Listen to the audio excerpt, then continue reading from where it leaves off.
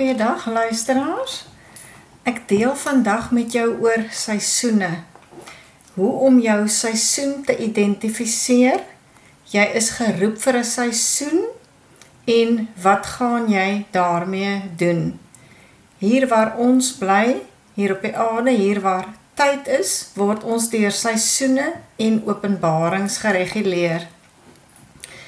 Abba Vader, ons almagtige God, dankie dat ons vandag weer voor U kan kom deur genade en deur die bloed van Jesus Christus. Heilige Gees, ons nooi U in om ons harte aan te raak, vol te maak, vir ons openbarings te gee en vir ons te help om ons seisoene te identifiseer.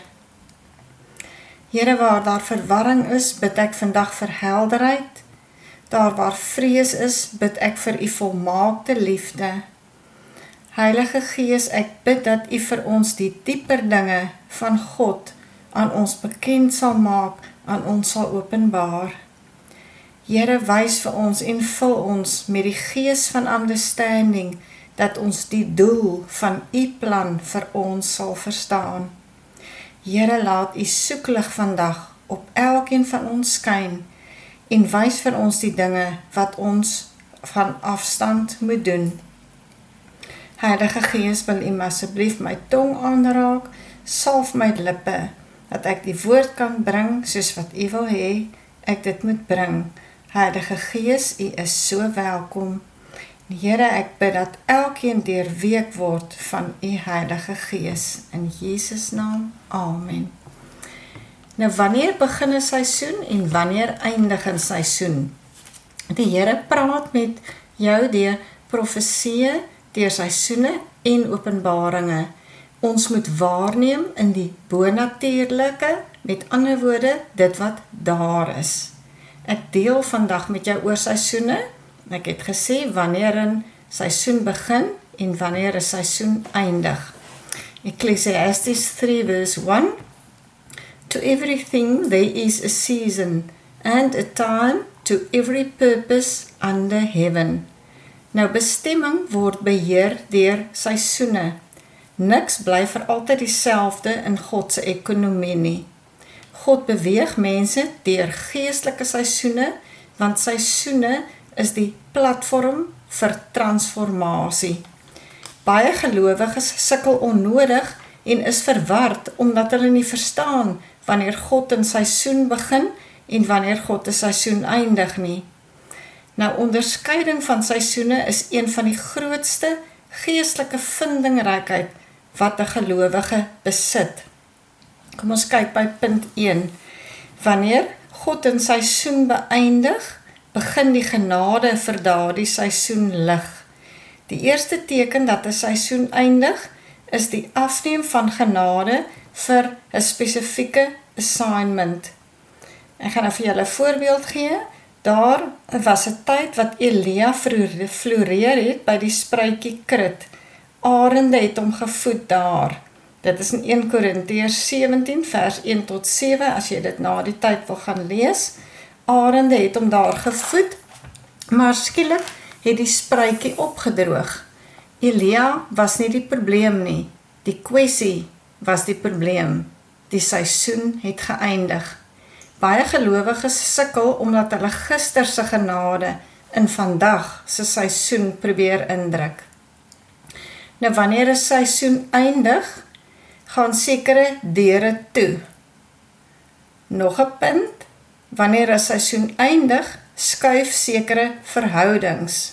Nog 'n punt, wanneer 'n seisoen eindig, is sekere omgewings word ongemaklik. Wat eens gewerk het vir jou, werk nou nie meer nie. En dit is nie 'n straf nie, dit is 'n goddelike oorgang. Soos ons in Engels sal sê, dit is transition. Toe die spruit Krit opgedroog het, het God aangekondig, jou volgende seisoen het begin. Nou kom ons kyk ons tweede punt. Wanneer 'n seisoen begin God met ontwrigting, die Engels disruption.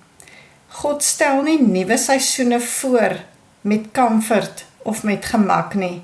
Die oorgang begin gewoonlik met 'n goddelike ontwrigting. Die voorbeeld daar is voordat Dawid koning geraak het, het Saul hom begin vervolg. Voordat Josef kragtig opgereis is, was hy in die tronk gegooi. En voordat Israel die beloofde land ingegaan het, het hulle die wildernis beleef. God laat ontwrigting toe. Nou so ons dink maar, hoekom laat God dit toe? Sodat hy jou kan losmaak van die vorige seisoen. Gemak is die grootste vyand van jou bestemming. Baie bid vir verandering, maar wanneer die verandering begin om te herorganiseer, dan stres en paniek ons. Nou, ontwrigting of disruption is soms die taal van goddelike beweging. So kom ons kyk punt 3. Elke nuwe seisoen kom met nuwe instruksies. Een gevaarlike fout wat baie gelowiges maak, is om aan te neem dat die ou instruksies nuwe seisoene sal onderhou of sustain. Toe Israel Egipte verlaat het, het manna hulle onderhou. Maar toe hulle Kanaan binnegaan, het die manna gestop.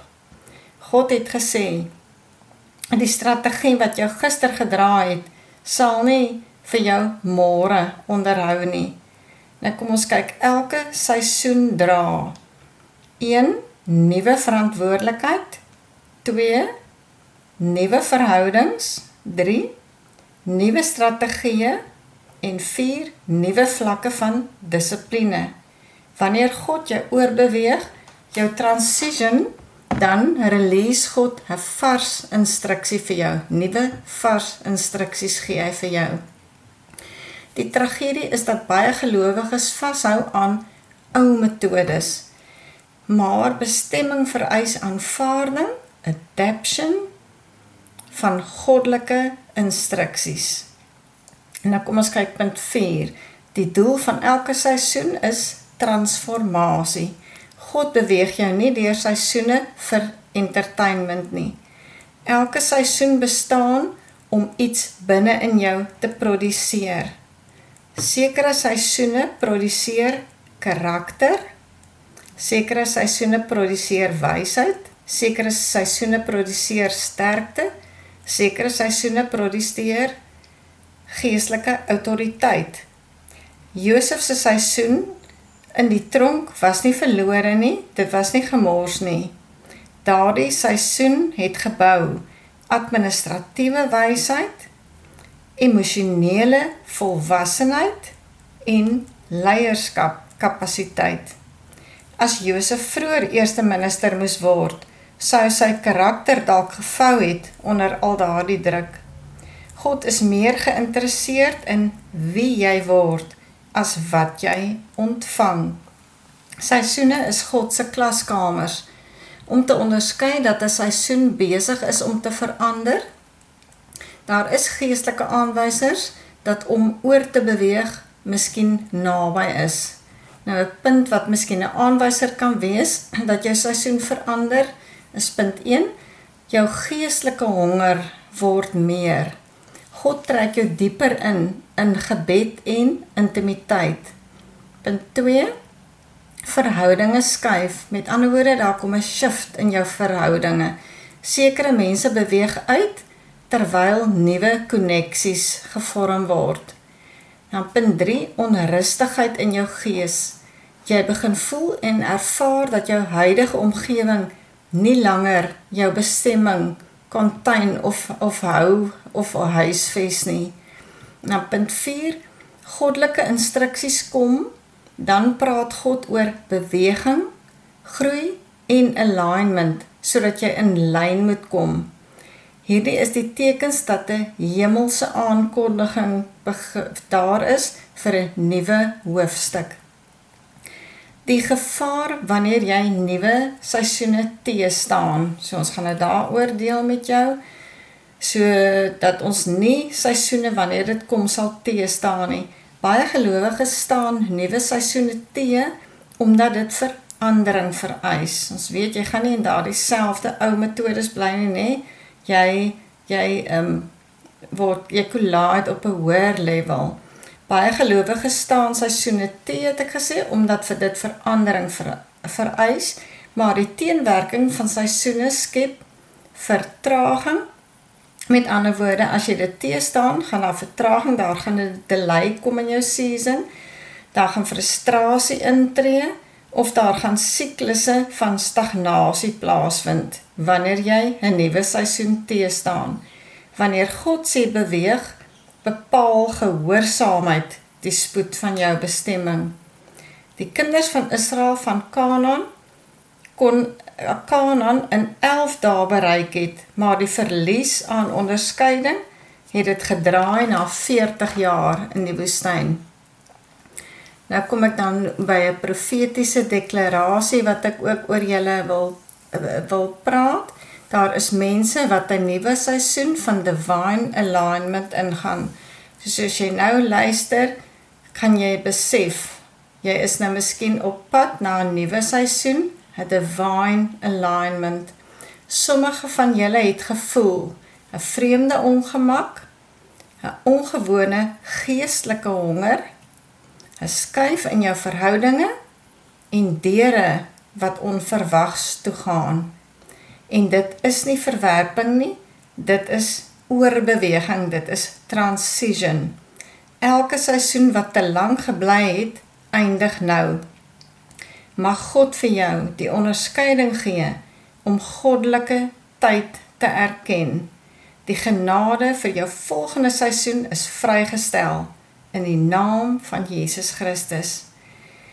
Dan voordat ons kom by communion, wil ek net vir julle 5 waarskuwings dat jy van God af weg beweeg. So punt 1 gaan ek begin voordat ek begin, gaan ek net vir jou deel. Jy kan kerk toe gaan, jy kan versies post, jy kan selfs in die bediening wees, jy kan bedien, en selfs dan kan jy baie ver van God af wees in jou eie hart. Sommige mense val nie oornag terug nie. Dit is 'n proses wat stadig en saggies begin. Hulle word net eendag wakker en besef, maar ek voel nie meer vir God nie. So hoe weet jy of jy wegdryf van God? Punt 1. Gebed voel opsioneel en nie soos geestelike suurstof nie. Wanneer jy naby aan God is gebed jou eerste ding.